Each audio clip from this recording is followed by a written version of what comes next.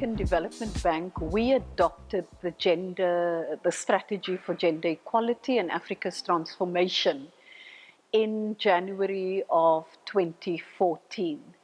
And this particular policy looks at 3 pillars that focuses on trying to ensure that we eradicate poverty, and particularly as it relates and impacts on women and young people and youth. Because at the end of the day, gender equality is about looking at the impact of policies and programs on men and women, how we can influence it. These pillars, in short, are focusing on the legal status and property rights of women. It secondly looks at women's economic empowerment.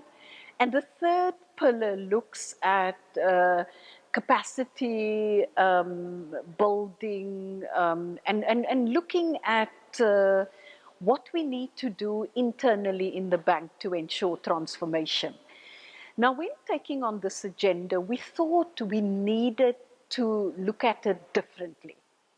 If we were simply going to take it on and say, what are the quotas we need to deal with? How do we turn around issues that both men and women, girls and boys, are impacted positively on the African continent? It's not quite going to work. So we said, what are the big issues we should look at? And we felt that if you really want to transform, if you want to leapfrog change, you must look at the use of ICTs, information communication technology.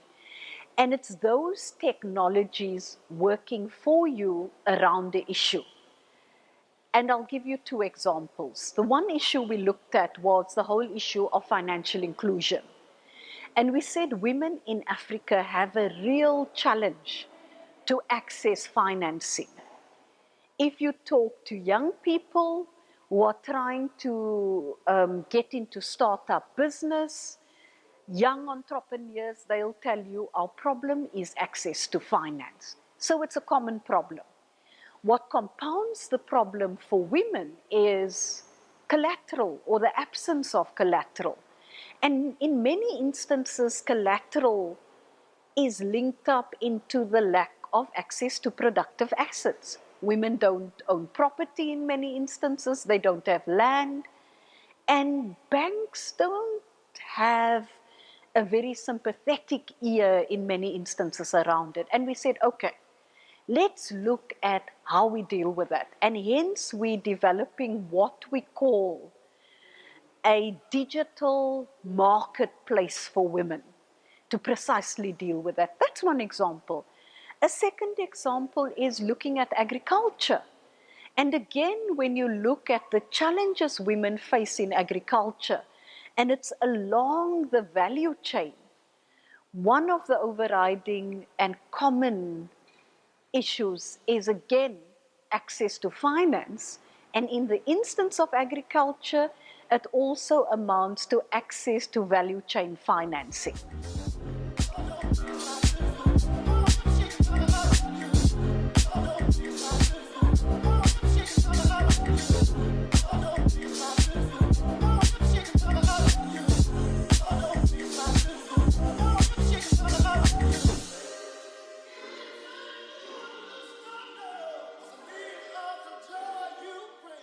Let me just say that because this was an inaugural innovation weekend, not only for the African Development Bank, but I would argue for many of the young people who've come from the 6 different countries in West Africa, will all come out of it as winners.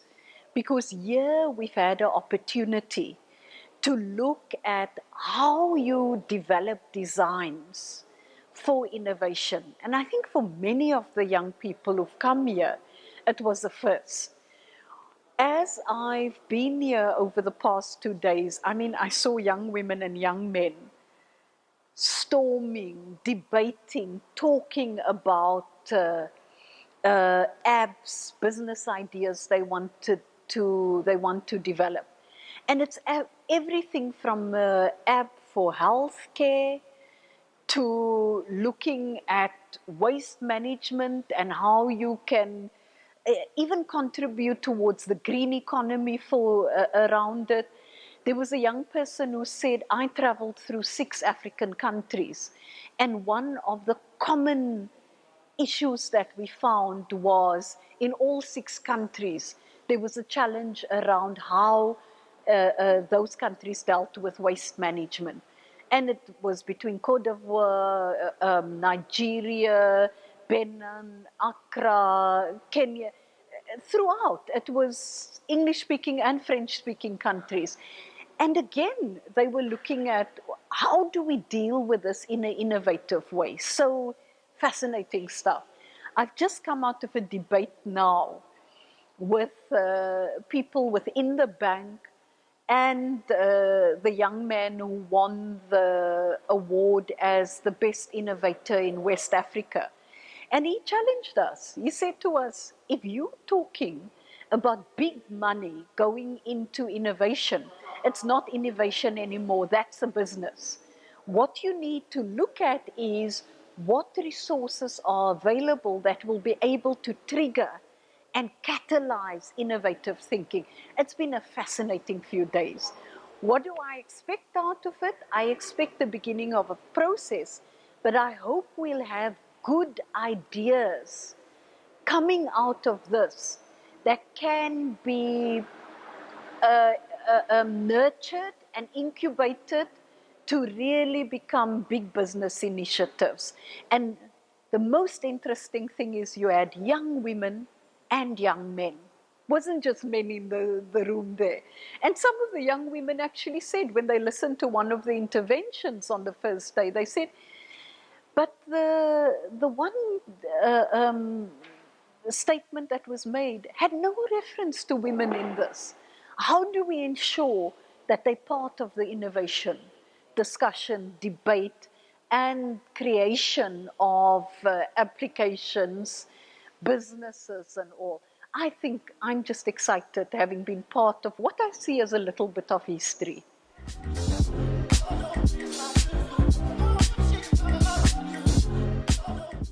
You know, as we wrap up, I'd like to go back to a point I made in my opening remarks.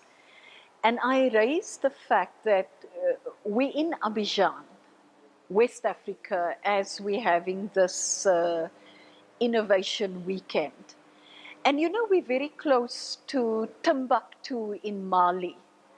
And if you think back and you look at history, Timbuktu was associated with the early astronomers. It was associated with the early mathematicians, with historians, with some of the religious leaders who were the scribes at that point in time.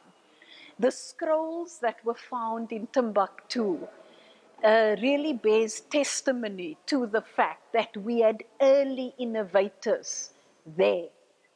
And I made a point that tomorrow must link to our yesterday that reflected the innovation from the bowels of this region. Just as we know that Africa is the cradle of humanity, of humankind, let's use innovation to reignite building our future and ensuring that the inclusive growth story will be a story that will transform Africa, that will eradicate poverty, that will create jobs for our young women and our young men. Because we don't want migration off Africa's shores. We want to ensure that Africa becomes the transformation story of the globe. And that will only happen if we bring the best and brightest minds together.